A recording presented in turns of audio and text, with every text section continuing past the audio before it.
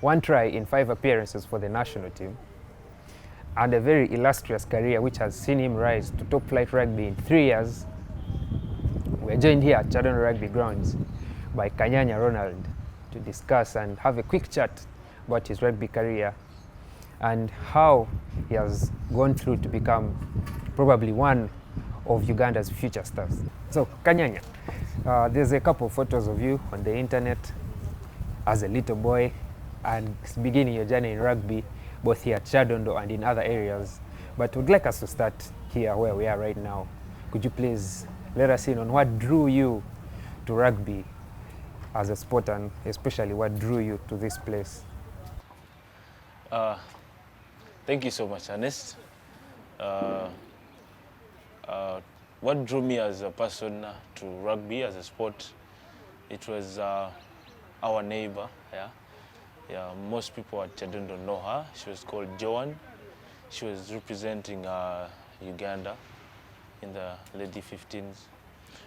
So she was our neighbor, and then she used to come and, every time she comes back, she, gives us stories about rugby, So one day she came back home and then she told us a story of the famous Philip Okorach when they went to the UK, because I think it was the first encounter of the tour aid that sent children to the UK. Yeah, so I also admired as a young child to actually be somewhere because of rugby, or because of a sport, or because of talent. So that pushed me, I was like, you know what, Joan, you have to take me to Chadondo. Yeah, so that's the way I came to Chadondo, and then studied tag rugby. Yeah, got promoted to different teams, the Tigers, which was there by then, and then Stallions. From Stallions, and then I went straight to Heathens. So you were surprisingly introduced to the game by a lady, and the journey has so far taken you all the way through to the national team. But we've also chanced on a couple of photos of you playing in the UK with your colleagues. Care to tell us about that tournament and how it went for you? Yeah, I remember that tournament. It was 2011. Yeah, that's when I think, as I told you, the tour aid was first sent to the Philips or Korach, and then it was still going on. Others went in 2008. Now us went in 2011. Some other ones just went recently, the R2Ks. Yeah. So it was good. It was nice for each and every one. Every child would wish to take that plane to go somewhere. Yeah. So we were happy. So when they told us we were training to go to the UK, just know everyone was putting in their best. Everyone was trying to show the coach that I am supposed to be on that team. I should be on that team, so that at least they can get a chance to book their seat in a plane to the UK. Yeah. How did the tournament go out there? What was your performance? Do you remember some of your teammates? Yeah, I remember some of my teammates. Were first and foremost is Marco Moding. Is now playing in the Harlequins in Kenya. Kato, Nicholas, whom I'm playing with in Heathens. Waswa Jeremiah, his twin. There's Sulaiman Ngobi, who's playing in Rhinos.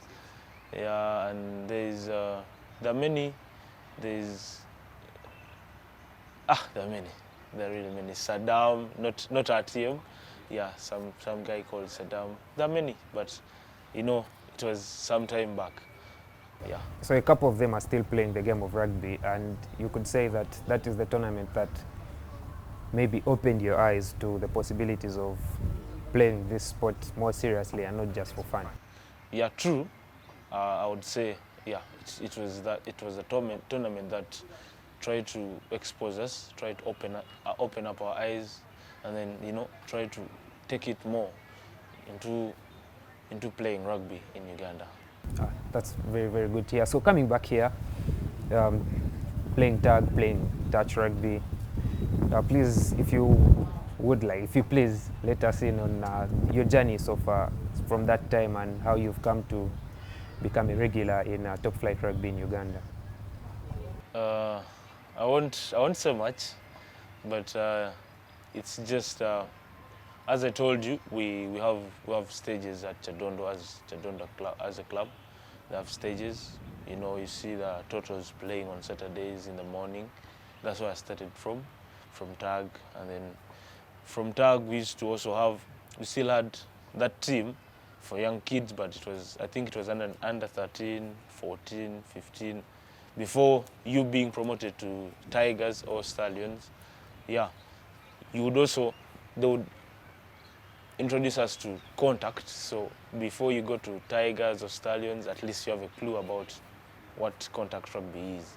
Yeah, so then I shifted to Tigers a couple years, and then I was shifted to Stallions.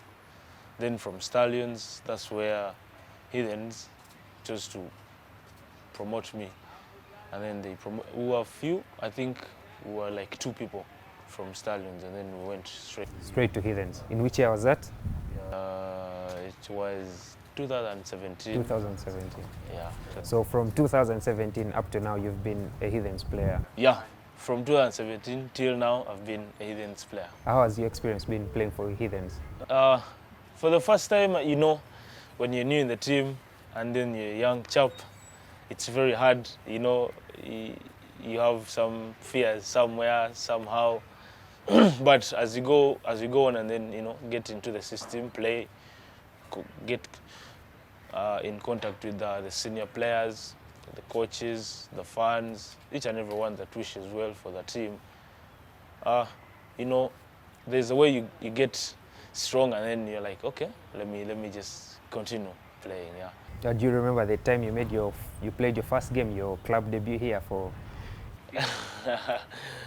Sure, I'm not well versed with that. Let me see. Let me try to remember. I think it is my first game was Warriors, Mutoni Warriors. It was across, I remember. Yeah. And how was it? How was it for you? It was not so that bad, but you know, it was the first time I'm playing for Heathens. First time I'm playing in the top flight. I obviously you get a little bit scared, yeah. But I know my senior was there. He was telling me, you know what, it's okay. I was also like that. So just go play what you have to do, and then all will be okay.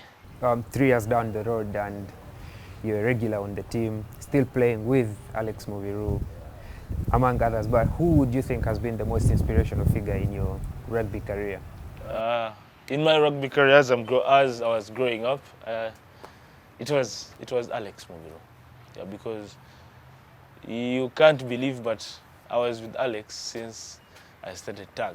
Yeah, let me say I was his boy. Yeah, I used to be with him, move with him. They're going to Legends. We were not allowed to enter. He used to say, no, this is my boy, he has to enter.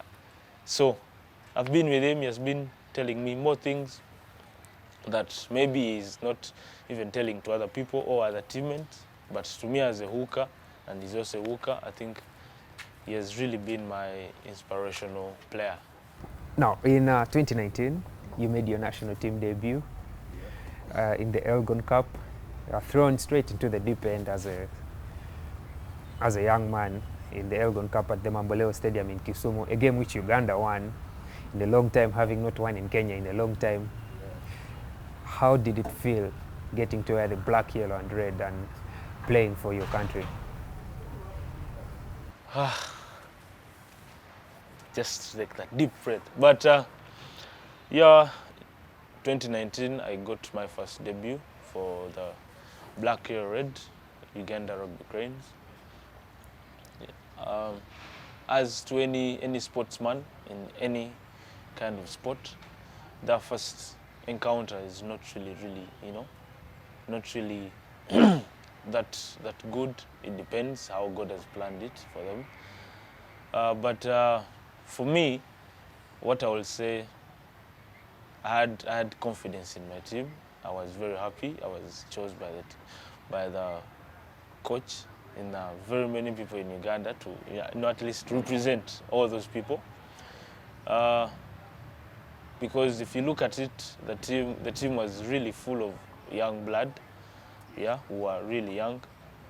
So we got to know each other very quickly. You get, so there were seniors there, but at least the young blood was dominant in a way that we could, get in touch with each other very easy because we know each other.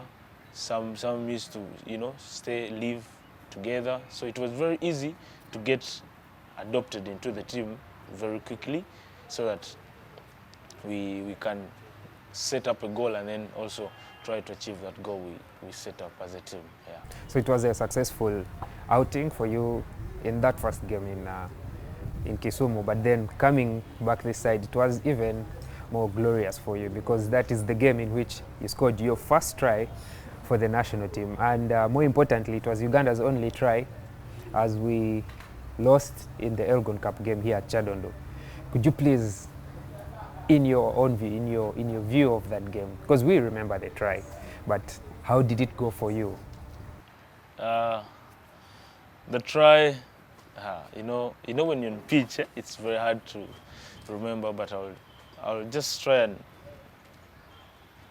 give it a try. And if I can remind you, Kenya get a penalty and they offer to go for the line out, and it's their throw at the 10-meter line inside their own territory, and they win the line out. Ball goes out to the center, and there's a misplay in which Ivan Mago makes an intercept, carries the ball and offloads to Michael Okorach, who carries all the way straight into the 5-meter area territory, and a few phase plays.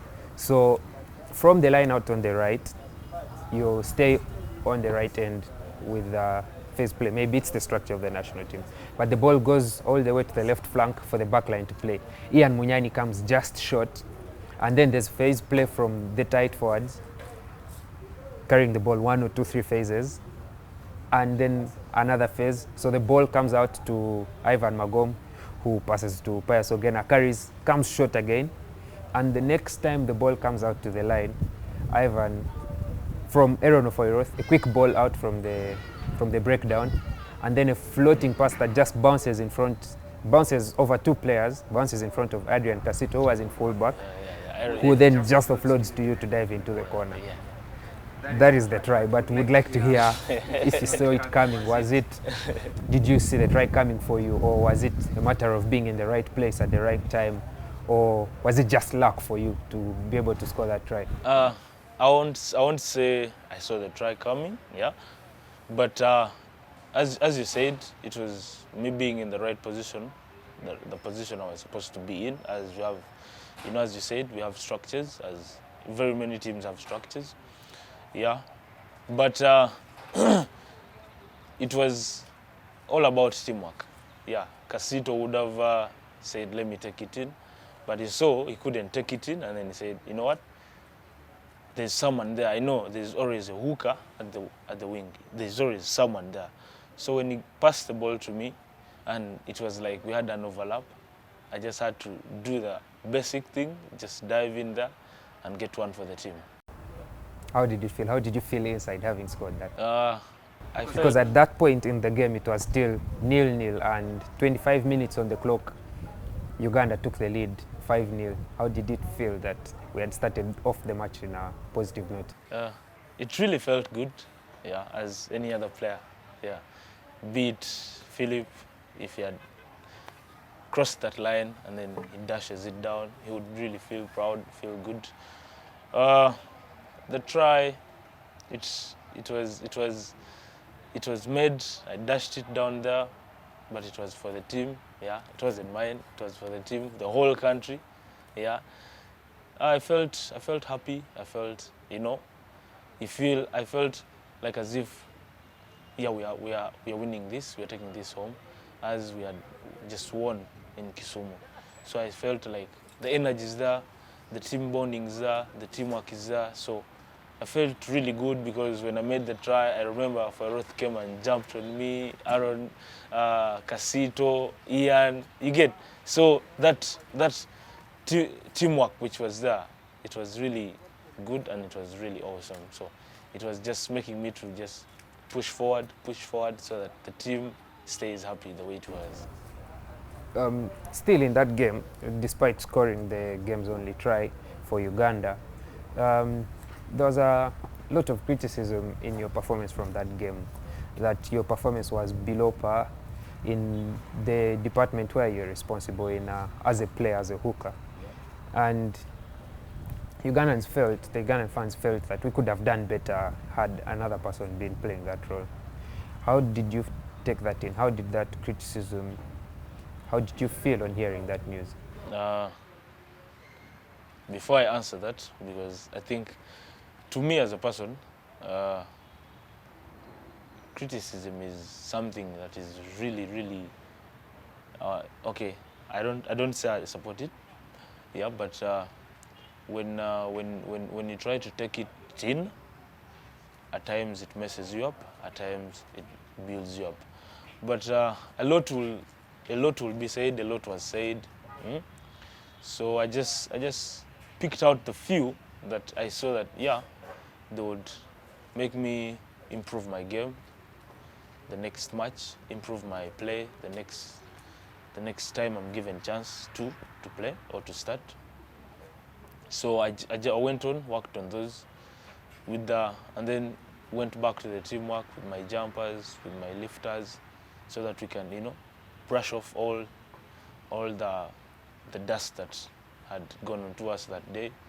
But as any other player, yeah, every player has his best and then his worst day. I think God had planned that, so we couldn't change anything, and then you cannot change anything if God has a plan, and if God says it's going to be like this, you can't change it to be the other way around. Yeah.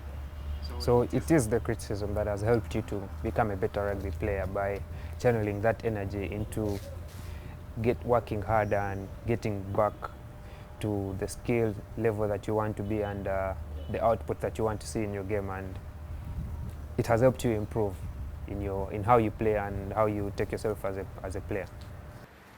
Yeah, true. Because at times, the thing is, you shouldn't just take in all the criticism they throw out to you. You just try to pick out the few that you feel that, yeah, they're important to you. They're going to take you somewhere. They're going to push you to some stage, yeah, so that you may advance from where you've been to somewhere, yeah. So Kanyanya, you still have a whole career ahead of you. You've just started. You've played for 3 years in top flight rugby here in Uganda, and you've been on the national team for a year. Do you have any dreams for your future? Any wild dreams maybe for your future that you would wish to achieve? Honestly, as any other player, yeah, if a team comes and says, you know what, Kanyanya, we want you to play for us outside Uganda, I won't take off that chance. Yeah. Yeah, I would also want to try my talent somewhere, try my skills somewhere, get new skills, give the little skills I have to, the other people out there in the world. Yeah. Try to be let me say tourist, something like that, find new things, yeah, and then also get some money. Yeah. Get some money as a player. Yeah, but I would wish also to play out, yeah, to become professional. Yeah, because the example we have is Philip Okorach, you see. So everyone is like, honestly, I think every Ugandan rugby player, that's Philip is the first inspiration to each and everyone. You get, yeah. So we would also like to step up, get somewhere, be somewhere, and then get something from somewhere. So, in order for you to achieve those dreams, what are some of those things that you're going to be committed to doing so that when the opportunity comes, you're ready to catch it and keep a hold of it? What I know, opportunity comes to those, who move, who try to look for it. You cannot sit down and then it comes to you. Yeah. So it is still what I said, trying to work hard, though I hate saying work hard. Yeah, sometimes we have to work smart somewhere, somehow. Yeah, so just keep what I've been doing and then try to adjust on what I've been doing. If I've been maybe spending some more time gymming, at least I increase all the time, you know, something like that. Yeah. And also being patient, that's it.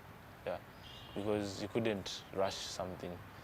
Yeah, because Philip was really, really patient. Yeah, good things don't really come easy. They take some time. So also being patient would be one of the keys that would lead me to chasing all my dreams that I have. Yeah.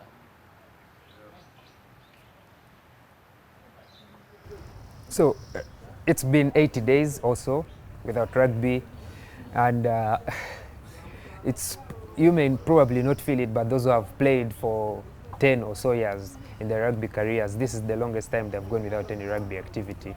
How have you taken this lockdown period due to the global coronavirus pandemic? As you have said, it's really affecting, maybe, let me say, the entire sports fraternity. Yeah, it's really getting affected somehow, somewhere. And then, yeah, there are also those people who are gaining, and then there are also those people who are really, really not gaining at all. Yeah, but me as a person, yeah, I had some workouts I was doing, you know, for the first month and some weeks. Yeah, we were going jogging, and then they refused jogging. The gyms were closed. You try to utilize the things you have at home, to make at least your body not get so reluctant, but at least.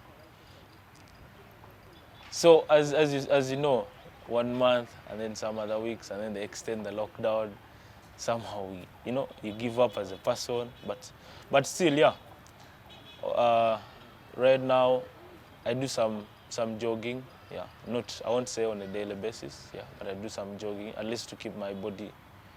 Yeah, and also the walks. I move. I move a lot, like from Chireka to Chadondo, back to Chireka, from Chadondo. I move, so at least to keep my body not settled in one place, so that I may not be that fit when the league is said it's coming back this time or this moment. Yeah. Sure thing. So apart from the rugby, what else have you been doing? Just trying to follow the Ministry of Health guidelines. Yeah, the putting on the masks. Yeah, I have one, by the way. I have one, but just because the meters are okay, I can keep it off. Yeah, so washing hands. Yeah, and then keeping a social distance, as we're doing right now. Yeah, so that we can at least fight the increasing number of cases in Uganda or in the world. Any fun activities, any work that you have been doing, any things that you have been doing at home during this lockdown, or it's mainly been resting? Keeping in shape. Yeah, trying to keep in shape, and then it was nothing much when I was home, up to when they tried to open up things like restaurants. Yeah, I come and be with my mom. I try to help her in some few things. Yeah, when some clients need delivery, if it's nearer, so I just take it on. If it's kind of far, I get a border guy, get in touch with the client so that they can get the chigere on time. Yeah. I must say I enjoy the chigere, and I'm always here midweek in the evening, and Mama knows exactly how I like it served, and it's a very good meal for me to have, and I believe even the other people that enjoy it. So I'm happy that you're helping your mother to get the service delivered to other people, and so that the rest of us can enjoy the delicacy, and she's also getting some money out of it. It's very, very nice that you're being a good son. and helping out with the responsibilities Yeah, that true, are at true, home. true. Kanyanya, we have a set of 3 questions for you to see how well your memory has been recorded, how well you've remembered some of these things that have happened in the now Special Stout Rugby Premier League, of which we had only played 13 of the 18 matches. Are you ready? Okay, it's okay. Let's go. Who is the current season top try scorer for Heathens among the backs? Sebulima. With how many tries? I'm not sure. I'm not so sure. Take a guess. It's I think the 9 to 10. Would like that you pick one number. I think the 9. Yes, Sebulima has 9 tries for Heathens. Question number 2. Amongst your teammates at Heathens, who has been sent off the most times this season? By sent off we mean yellow card or red card, but who has been sent to the bin the most times this season? I'm not sure. I don't remember. Take a wild guess. I don't remember.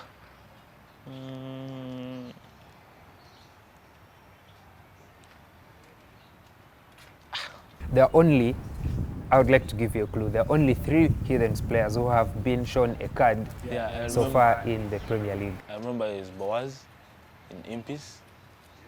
There is Otto. I think. Yeah, I think those ones. So if I could give you another clue, there are 3 players, but of the 2 that you've mentioned, one of them has been sent off more than once. Otto. Otto. Yes, Mike Otto has been sent to the bin twice, so he has 2 yellow cards, and it's the highest that Heathens have registered this season. and then the last question. This is a bit more trickier. Let it be simpler. So we're going to try to make it simple. Heathens have been high scoring this season. But what was the result of the most recent match in which they've scored more than 50 points? Impis.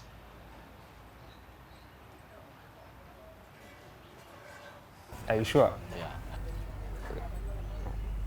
Okay. Impis or Rams. One of The most recent match in which you've scored more than 50 points. we're playing against Rams. Rams, yeah. The Rams game ended 49-0, so it wasn't above 50. Because I remember Impis I didn't play, but I watched. But I think it's Impis. It's close to Impis. It's close to Impis on the log.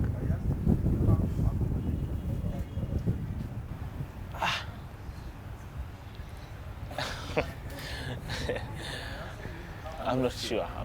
Can I give you a clue? Yep. The score was above 60.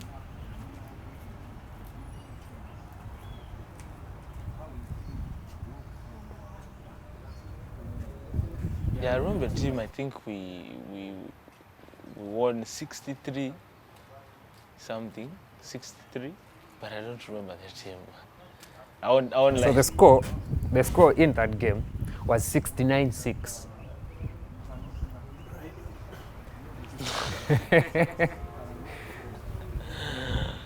The score in that game was 69-6. So if you would remember the team who conceded that number of points, then you would have the correct answer. right. I've given you. Can we have made a mistake, of course? So it's Rhinos, but the score was 69-6. So I was supposed to tell you the opponent, and I ended up telling you the result. But yes, it was Rhinos 69-6. Thank you for joining us here at Chat on the Rugby Grounds and sticking with us as we had a quick chat with Kanyanya Ronald. And from Kawowo Sports, would like to wish you a good week.